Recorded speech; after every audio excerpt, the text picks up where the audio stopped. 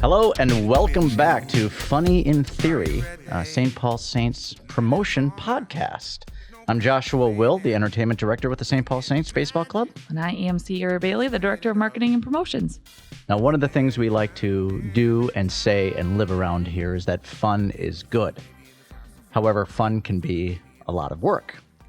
Particularly when you have a client or a sponsor who has a great idea in their mind for something, but it's our job to bring that to life no matter what it is they ask us to do.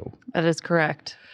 Many times, I think the categories fall into you have a client who says, we want to have our name out there, do something. Correct. Fantastic. There's some who say, we have a general idea, we kind of want to work with you on that, but in the end, you guys know what you're doing, so go ahead. And then there are some sponsors who say, we came up with this really fantastic idea, we've written out a script, we've got some people who are going to be standing over you and make this work. Yes. And those are the ones that can be a little difficult. Make this bland thing funny. And we will do our absolute best, and I think we normally do a good job with it, but there are some, particularly for me, where I was like, how much more can we do to make this work? And sometimes it depends on, do we have a cameraman there? Can we get it on the big board? Because things like cornhole, particularly in Minnesota, is a great thing. Does it work on a field in front of 10,000 people?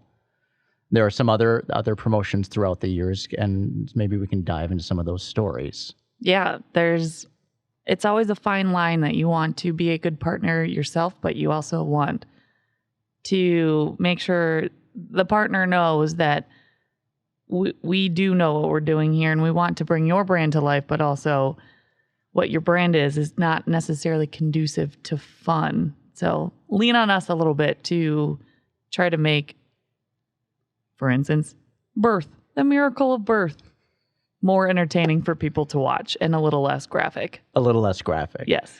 Just the views from people. And we talked about this on a previous podcast.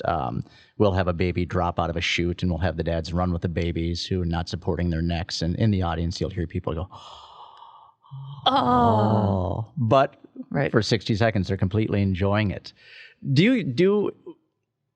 Do you ever have a sponsor that'll say, hey, I saw this someplace else, I want to bring this to life here?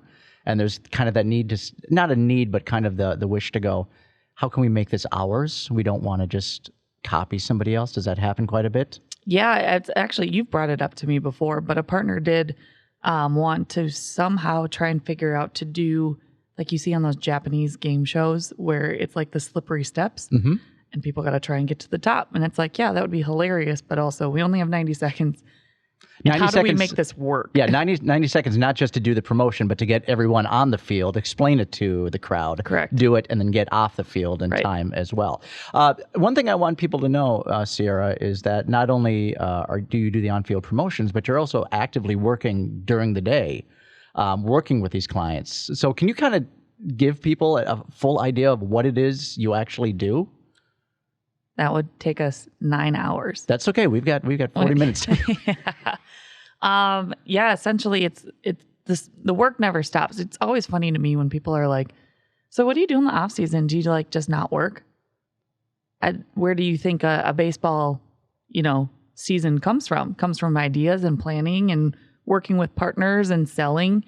And the days are filled just as much in the off season as they are during the season. It's where you're putting the plans in place, and then during the season, it's executing said plans. So back when we were with the American Association, our season would end pretty much at right around Labor Day or so. Now we're going a month later into that. Yes. And then there'll be about 2 weeks off where people can either go on vacation, take a little breather, or just have sleep or hangovers.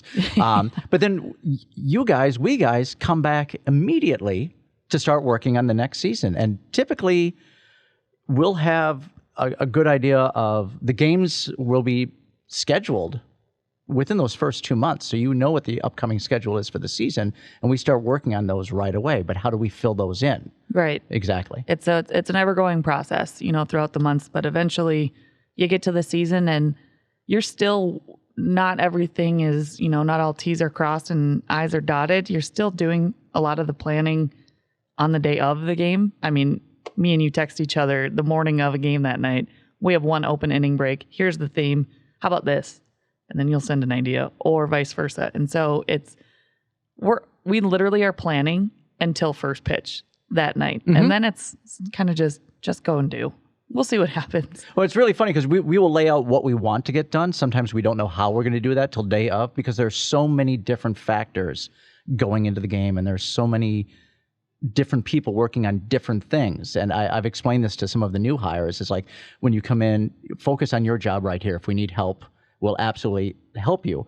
But we got to let everyone kind of do their own thing, and it just magically comes together like this weird puzzle. Yes. Every single time. Yes, that we take credit for. That we absolutely take credit for.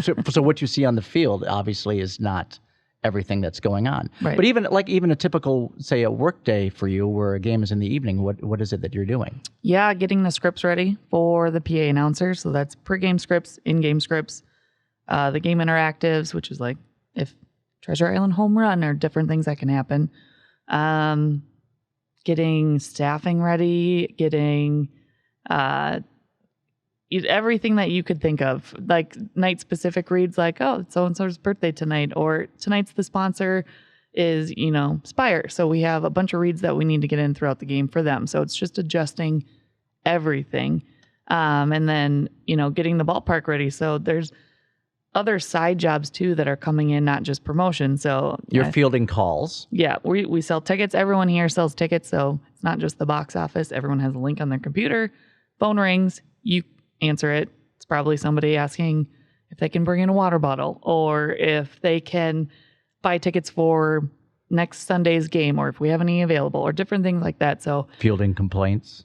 That as well, sometimes. But it's also adjusting, group ticket sales. It's also knowing that next homestand, say it's your client or somebody else's client, their game is coming up and they're sponsoring the entire night. And we need to start collecting all of the stuff that we need from them to execute the night. So it's not even just worrying about that night. It's worrying about always 5 steps ahead of what we need to execute even on down the road. So there's a lot of stuff that happens and goes on during the day.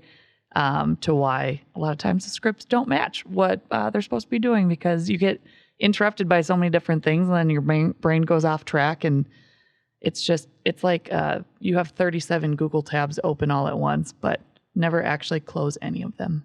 Right. Until last pitch. And then I would also kind of imagine that you have to do things like find time to eat, maybe take a drink of water. Yes, I usually walk my dog too on lunch. Just clear the head? Yes. Or is your phone blowing up the entire time during that?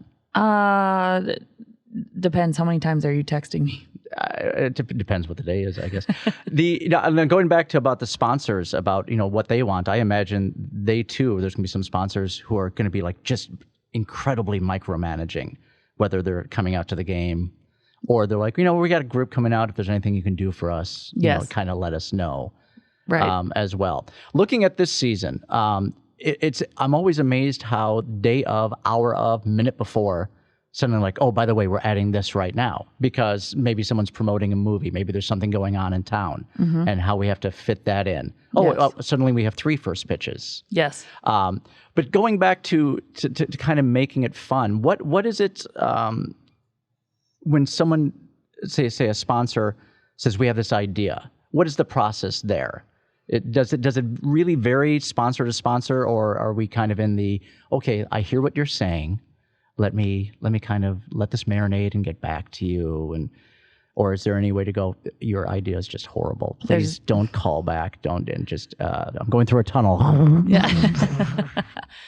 You wish you could do that, but there's none of that, whether we internally think that about an idea or not. But it's different sponsor to sponsor. Some people just want you to send them a list of different things that, they could pick from to have as their between inning promotion, or if they're the sponsor of a night, what the theme of the night could be. So for example, just coming up here, Hamlin University selected a date. They didn't necessarily at the time care what the promotion was. They know they wanted to sponsor, I think it's like July 29th. They're the sponsor of that night. We then sent them over different themes of the night that we had brainstormed that were like if we do it this year, great. We could make this work. If not, whatever. It's a filler theme, to be honest. And they picked something on the Summer Olympics. So it's going to be the Olympics night for that one. So some of them just want you to send ideas and they pick. Some of them send you exactly what they're doing. And we have no say about it. And we just do it and then try to make our own spin on it to be fun or more Saints-like.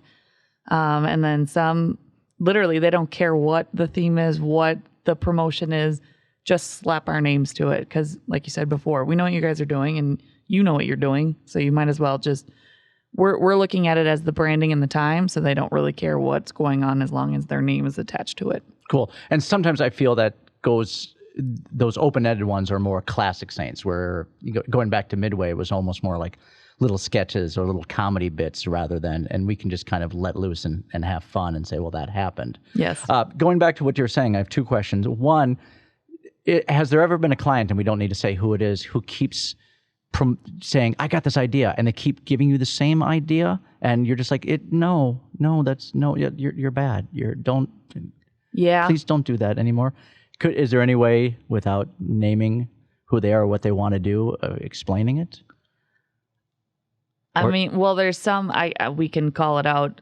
It was the same thing pretty much every year when the Saints did Aints Night sponsored by the Minnesota Atheists Foundation. It was the same thing year after year. And it honestly, it was funny the first couple of years, but then it was just kind of it's the same thing. It's not really getting the traction in the media like it used to. And so it just kind of fizzled out and kind of played its course. And so, that's something that we always have to look after too, because there are themes that we do year after year after year. We're always going to do a Star Wars night because it's always going to sell. We're always going to do, Irish night in July because of the huge Irish following in St. Paul and how it's so important here. So, but then there's also ones that don't necessarily play year after year after year because it's like, well, we've done this already. So why? Kind of sick of it, bored of it. Let's move on. Let's try to find something different to do. So for the Atheist Night, just to let people know, the Saints would actually change their name for the night, or at least the logo on their uniforms, just to take the S off, and it would be Aints. And I believe you had an atheist race where it was a lot of complicated tasks. You're kind of boring. You went through life, blah, blah, blah. And then there was no finish line. Yes. They just kind of stood around just because there's no payoff at the end of life or the race or whatever, which to me, in theory, is very funny. Did the audiences, did the crowd ever get that? They did. And that's one of the ones that was the most controversy that we've ever done for, people of the religious culture. And I think what people don't understand is we weren't necessarily promoting atheism. We're inclusive. We're all inclusive of all groups. And if they want to be a partner of ours and have a night and, different things that have to do with atheism and agnostics and all of that stuff, great. But we also have had before faith and family nights. And so It's the same exact thing. And we're not necessarily promoting one way or the other. It's a partnership. It is, basically us just opening the door to all. We don't ever want to exclude any sort of type of person here. And so, just because you don't subscribe to it doesn't mean you can't have fun. Exactly. Just because we're the ones executing it on the field doesn't mean that's how we actually feel in our own personal lives as well. And so, we don't have to, for example, we had Space Jam nights and I wore the uniform with everyone else and I've never actually seen the movie. I know. I'm still very upset about this. There'll be a time. It's 90 minutes. You can do it. I know, but you could watch it pregame once. I tell you what, though, I go home after a game, which is about 10:30, 11 o'clock, and I sit down and I start to watch, and then it takes about 3 hours or 3 days to get through a 90-minute movie. But I'll do it. It's Bugs Bunny. It is. And Bill Murray too. I've never Will Murray. Have you? Is there a promo in your mind that you've been just want to do and you haven't? It's just kind of stuck back there, and you don't know how to bring it to life now. Yes, but I know how to bring it to life. It's just I don't know if the culture around would be accepting of it. Okay, so what? I can't talk about it. Oh, we can't talk about it. Okay, because it's going to happen one of these days. One of these seasons, it's going to happen. I know it is. and I don't want to spoil it. Okay. Then we won't. We don't want to give anything away there. Nope.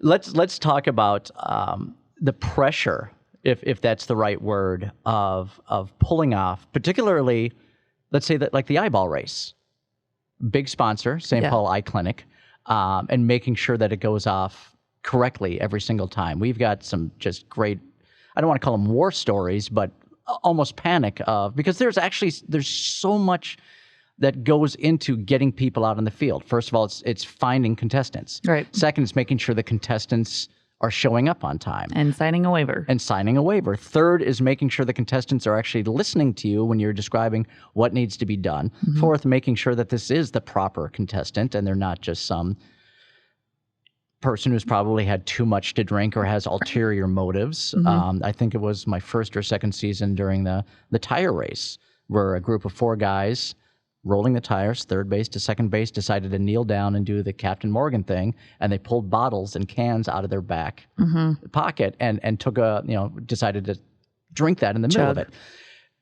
In theory, kind of a funny visual. It's like, hey, that was kind of funny, but when we were on the field, it's not funny at all because there's just so much going on. You don't know, is the sponsor going to get mad? Or are we going to get off the field in time? Right. Any war stories, any traumatic memories that you've suppressed that you can bring out right now and thought, oh God, I wish that hadn't have happened? Or every night when it's about to be the eyeball race time, that's one that, the client loves it, but they also really want there to be 3 functioning eyeballs racing, and we can't always have that happen. They are inflatable eyeballs that take a long process to inflate themselves, and there's always an X factor with that one. And so even if we do get all 3s inflated, I guarantee it's going to be the longest inning that they're waiting to go do the race. And one of them's going to just drop dead because the battery ran out or the battery something. only has so much life. Right. And so, of course, that's one that I wish that I would be able to change the costuming a little bit just to make it easier so I can always say, no matter what, this is always going to happen. Because we can't necessarily say that. When we're working with technology, there's another one that we used to do all the time that I refused to have anything to do with it. And I made Jordan Lynn do it every single time, or the intern. It was a drone. We had to use a drone and they had to fly it from one oversized credit card to another oversized credit card. If they did, they won. I swear to God, the drone wouldn't work a lot of times, or it wouldn't collaborate? No. Calibrate? Yikes. The drone wouldn't collaborate or wouldn't calibrate and therefore didn't collaborate with the people on the field. Truth. Yeah. But it would just... I can corroborate that story. Or when you have a contestant and they've never flown a drone before. This is a really hard story to talk about. Yeah. Too many words that... Wow. Anyways. So, back to the drones. You don't know about the contestant. They don't know how to fly a drone. There have been times where the drone... supposed to go this way, but it veers to the left and they don't know how to correct it. And then before you know it, it's in front of the pitcher trying to warm up and it's going to get hit by a ball, or it's going to annoy the pitcher, or it goes towards the first baseman. So it's such an X factor that every time my palms would sweat beforehand. So I couldn't even take care of it because I don't really know anything about drones either. How many seasons did you do that? I remember seeing it before I came on with you guys. I want to say 3. I think 3. And I believe Rita would try to interview the drone or would chase the drone down. So she when was one of our... When the drone wouldn't work, that's how we would try to fix the solution. Okay. Be like, okay, well, I guess just pick up the drone and run with it then. And then one of the times it was funny. Rita chased after the guy. Oh, that's hysterical. Yeah.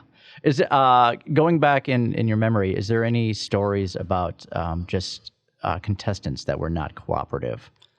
Every game. I mean, we get a lot of attitude, a lot of games. Yeah, every game there's a group. There's always a set of people that you're like, wow.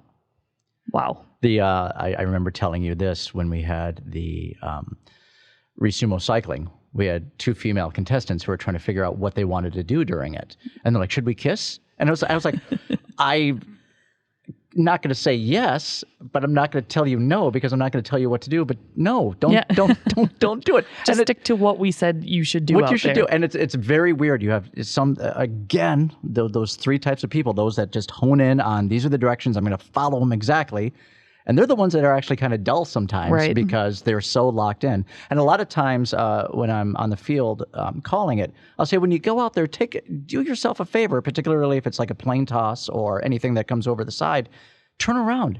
You're in center field in front of, how many people. Right. Soak it in. Right. Don't be so focused on the game, but there's some people, this is a competition. When Lasered in. Yeah, when we talk about sumo, we're like, yeah, it's a competition, but not really, because no one's going to remember. They're going to remember the fun, so you guys have fun. And it's those guys who kind of take what you say and just use that as a beautiful guideline. Right. And the other ones who are just so either someone signed them up and they're unhappy about that, or they wanted something Usually else. Kids. And they were unhappy about that, or they're complaining about the heat, or they're complaining about, and some of them are legitimate. Others are like, it's you or maybe 10,000 other people who wanted this right now. So that can always be a little fun. Yeah, it's the entertaining ones also too are ones that usually don't think that we actually have to use said props that they are doing their promotion with again tomorrow night. Like the guy who caught the airplane and then busted it over his knee. It's like, well, great, thanks.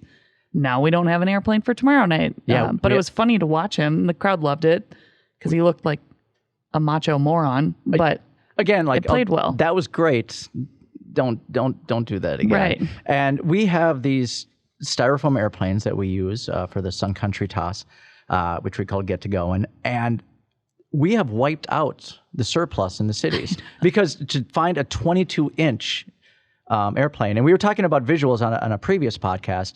You have to be able to see that from across the field. Right. It's very easy to find an 11-inch, 12-inch. We've looked on Wish.com. We've done Walmart. We've shopped around the cities. They used to be 40 inches and like durable. They were it great. was awesome. But somewhere along the whole line of toys, those have disappeared in the world. And I'm talking the entire world. Yeah, I mean, the new ones that we have look nice for about a second, Yeah. and if you look at them wrong, they break. Yeah. We were trying to find balsa.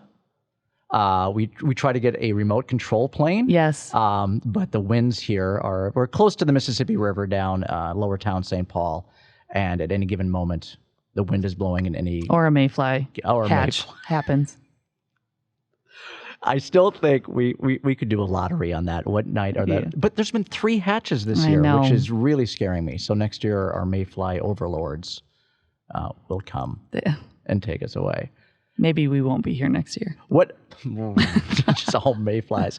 What other natural disasters have ever stopped gameplay? Other than rain? Other than rain, has there ever been say in your time here, have you ever heard of like a tornado warning, or has there been any type of someone think so. running on the field? Anything ever just stopped a game in its tracks? I think the only thing that I can think of is the lights going out. We've had to stop games before, especially at Midway it happened. And then it takes like a half an hour to an hour to power them back on. So that's happened before, a light delay. And is that where we come into... We don't want to call it damage control, but like if we have a rain delay here, how do we entertain the crowd? Because there's radars all over the place. Derek Scherer's on his phone and he's contacting people, so we know pretty off the bat how long this is going to take. But we do have to go into, I don't want to even call it a panic mode. It's like, what can we do to entertain these people? Obviously, we have videos. Right. We run to trivia. If Sago's here, maybe we do a song. So again, no matter how well we script a night out, we always have to think on the fly, no matter what. So okay, going back to clients, you started as an intern at Midway. How has that changed? How you say the kind of the in-game promotions to now, what people expect, and obviously the visibility. 3-part question there. Oh man. Well, at Midway we had less to work with. We had less, access to the field. You couldn't walk all the way around the field. It was not, you were only given a certain couple of areas. So when we came here, now we're able to use the entire field, corners, concourse, whatever you want, to do promotion. So it's changed that way to where we have more accessible areas to do stuff from. Mm-hmm. As far as, I don't want to say there. I don't know. It's hard to say because it was a different time too back then. It's all about, well, how many partners do we have that we're working with here? And Obviously, a lot more and now. budget with them. And so it kind of just depends on a bunch of different factors. I'd say here they're more refined because Midway, the video board, you couldn't tell anything that was going on there. Now we actually get to use the video board if it for a between inning if we want to, can show videos, can show trivia. Yeah. Before it would just be like, we're going to talk about this trivia and you're just going to have to understand what we are listening or talking about. Yeah. So that's probably how it's changed a little bit more. And I'd say just my now being on my 9th season, you go through however many games a season, you know, previously 50. Now this year it's going to be 65 plus exhibition plus playoffs. You know what works and what doesn't work. You're always trying to find new ideas and try different things out. But when it comes to everything, we know what's going to work and not going to work. And so it's more or less refining when we get, you know, into a next season and it's a new partner and they're trying to think of what they should do on the field. Keep it simple, stupid. That's what I always say. Yeah, because I may have heard that once or twice. As long as the basics are getting done, I mean, we can have funny ideas, but when you go out on the field and you have too much going on, then your whole idea falls apart because you're losing people in different areas and different aspects of the game. So if anything, I'd say from back when I was an intern to now, I mean, I had nothing to do with the coming up with ideas back then. I just executed it. I was just an intern. Now it's going from when I started full-time being at Midway into here. Everything is a little bit more fine-tuned, I would say, just only because of the experience I've gained over the years. The keep it simple, stupid, which we also just call it the kiss kiss, is the second most important thing that yeah, we do. Okay. It's kiss, and I'm like, a what? And you go kiss. So it's the kiss kiss. Okay. Now I remember. Yeah. I was thinking about this yesterday after we spoke too. I always speak kind of in generalities. Like I'll be like last Tuesday to be Thursday. It's like it was at 2:00, 7:00. It's like, okay, what my point being is we, you know, the visuals are obviously really important, and like you were just saying, even with trivia and stuff like that. Now that we can with a video board, put the question up there for the people who can't hear it. Right. But it's also that keeping it simple, because there are some games, some promotions that we do that are so complicated, but we have to make it look easy. We have to be able to describe it in an easy way, because it's so easy for the crowd to tune out. They're like, okay, I don't know what's going on, so let's see what's going on Twitter right now and stuff like that. Is there something that we do that we have done? Oh, before that, we were talking about keeping it fresh. In theater, there's something called the illusion of the first time. So if you're doing Hamlet, if you're doing Odd Couple or whatever, every night you have to you say to yourself, the audience has never seen this. I've never done this before. I have to react. And we do that by saying that every night is an opening night. Mm-hmm. So jokes that I'll crack on the field, I've cracked a million times, but I have to make them sound like, hey, I just came up with this. Aren't I witty? You know, Lee has his, Nicholas has his, Rita has his. Hers. In generalities, is there anything that we do or have done that you're like, this is it? I can't do this anymore. I can't listen to this anymore. Yes, and you know exactly what I'm about to say. What? My new best friend. Oh, new best friend. I was talking about promos promos in general. Well, jokes on the mic. My new best friend has got to go. It's got to go. Okay. It's unbelievable, and it's not a thing.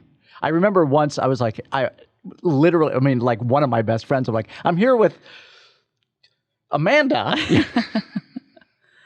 Yes. But it's always in the back of my mind. But was there ever a promo you thought I'm done. I don't want to watch this anymore? Or I feel I have one. I have a few now that we've done for current clients right now and partners that we've been doing it for like 6 years now. And some of them are classic staples. Like the tire race is always going to be a classic staple. Mm-hmm. But there's some that I just feel like it's had its moment, and I would love to try and brainstorm a new idea, like human bowling. We've done it a lot. The pins don't stay up. The interns hold them, and then the pins fall down. Everyone cheers. It's very unbelievable. Yeah. Okay, that just happened right there. Yep. Let's turn that question around. Is there anything that we've done in the past that you wish, oh God, I wish we could bring that back? Yes. Any examples there? It was sponsored by Acapulco. And it was Acapulco, the country? No, the burrito place, Okay. the restaurant. I thought maybe someone was trying to get tourists down there or something. Yeah. And it was called the burrito roll up. That's the best one. I think that, I mean, I really like some of the ones that we have now, but that one was always, especially back at Midway, my favorite one. Anything that involves people being dizzy. Yes. I and think it's falling absolutely down. fantastic. I think one thing we Ground have to, beef. yeah, we have to, one thing we have to also be very cognizant of, as we were talking about things going wrong, is that we're doing it among the players. It's just started happening this season, but we've got flying bats, we've got people running off the field, we have umpires, we have a pig that's running on and off. I almost got taken out a couple seasons ago, or almost took the baby pig out. Yeah. And it's very weird how your peripheral works while the back of your mind is going, what needs to come up next, while you're actually speaking about something. Right. And then obviously interns, which I think interns could be its own podcast For sure. on its own. And, even though I've been saying things in 3 this time, I think there are about 5 levels of interns, but we'll save that. We'll save that for another time. Looking forward, now that we are AAA with the Minnesota Twins, have we found new clients coming in that's like, oh, you guys exist? And it's like, yes, we've been here for A little bit. I think it was a difficult time still, because we were still in the pandemic when all of this happened. Right. And so I'm sure a lot of it would have been come a little bit more full force if, times were normal and everyone was coming off of booming years like in 2019. But we've seen a little bit of a shift here and there, and all for the better. A lot of it is because they work with the Twins. They're like, why don't we work with the Saints now? So that's really cool to see the different, aspects that we can start working with. But just because of all of that stuff, I think what people are actually surprised about is they think that our prices should be really low because we're minor league baseball, but we actually get a lot of value out of being in the St. Paul, Minneapolis market. And so we know how to value ourselves as to, we're not just because we're like the little brother down the street, doesn't mean that we don't value the product that we have and what we're providing all of these partners as well. So I think that sometimes people think of a minor league baseball team, they're like, 2,000 fans, so it's going to be really cheap. And then they talk to us and realize, oh, wow, okay, so that's actually a valuable, experience for us. Can we afford in a budget or different things like that? I'm going to put you on the spot here. Going back 9 seasons, whether you're an intern or whether you're Skare now, what are like 1, 2, 3 of your just absolute favorite moments, or the ones that stand out? Obviously, we love to see people kind of wipe out. Has there ever, there's a video now going around of someone proposing to someone and she turns them down. I bet that was fake. It was absolutely fake. People do that. Teams do that a lot. But was there anything that you thought, this is absolute gold? Is this? Yeah, but I don't remember. I want to say there's like absolute gold every single night. Mm-hmm. I can't. You are putting me on the spot. Yeah, it's very. You and I can talk about things like this, no problem. But the minute we're put in front of this, we're like, oh yeah, Dang. I'm drawing a blank.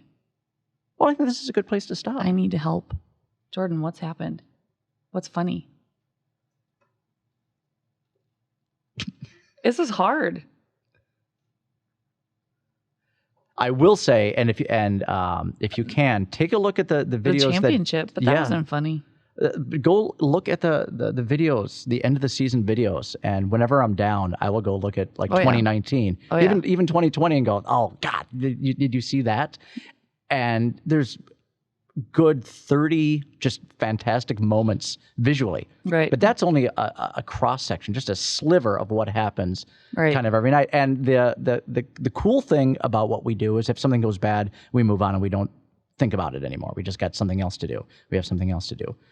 The bad thing about that is when something really great happens, we move on to the next thing. Right. And sometimes, like we were talking about before, you kind of forget about it because that's what we do. We hope that happens. It happened, fantastic, and we move on to the next thing. But if you were asking me, I mean, the whole time I've been asking you, I'm thinking, what are some of my favorite moments? Did you think of any? No. I know. No, the only thing I ever go back to is John P. Train.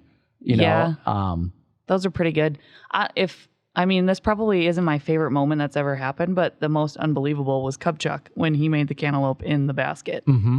That's the most unbelievable thing I've ever seen because I don't think people realize how hard that actually would be to do on one shot. And you and I, we tell these stories over and over. So, when we're even talking now, it's the illusion of the first time. But Right. we had been discussing literally 30, 45 seconds before what, can it hit the side? Can it, what? And it's like, no, it's got to hit dead center. Right. And when it did, there was just like that magic button. And you can watch the video of both of our faces. Like, that was insane. Will it Right. ever happen again? Not like that. No, I don't. I really don't think that it will. I think it'll come close, but I don't think it will happen again. And it was, for me, it was the sound of the crowd, because we really haven't had a sound like that for a season and a half. And Yeah. that we've had wins and we've had great walk-off home runs and stuff like that. But there was just something about, and then the look on his face. Yeah. But even right now, I can't tell you some of my favorite moments. I would say that one was there. Now that I'm thinking about it, I'm getting goosebumps. When Kevin Millar came and had one at bat and hit a home run, that moment was electric. Do you want to describe who Kevin Millar is and why he came back and exactly what he did? Yeah. This So is a fantastic story. quick story. Kevin Millar wanted to get signed in the majors, didn't, so came and played for St. Paul, did well, got signed. I couldn't even tell you by who.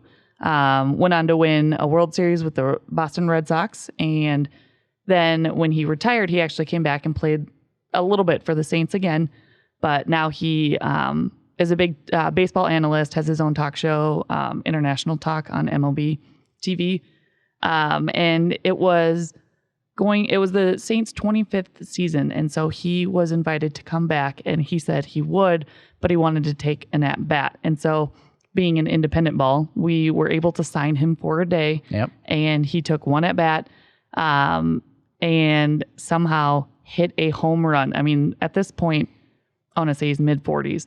He hit a home run on his at-bat, the one at-bat, and this place erupted. So it's something of a non-likely story that you would ever see or think was going to happen. And then I think he had a streak going on, intentional talk of him talking about it and showing the home run day after day after day. So again, marketing for the Saints just organically. And one of my favorite things about that too is when these magic things happen, there's always 2 or 3 cameras around. So when you see the actual footage broadcast, Yeah. this is fantastic. When you see the behind the scenes, you always hear people going, "Oh my God, oh my God, oh my God, oh my God, oh my I think God." that oh my was God. me. It was, yeah, it's absolutely fantastic. How excited we are to be here and when that magic happens. Yeah. So this has been Funny in Theory. I'm Joshua Will. I'm Sierra Bailey. And until next time, see you next time. Go ahead. It's your life, you know you want to live it right. It's not strange, both things are rearranged. No one to blame. It's all for the fun of the game.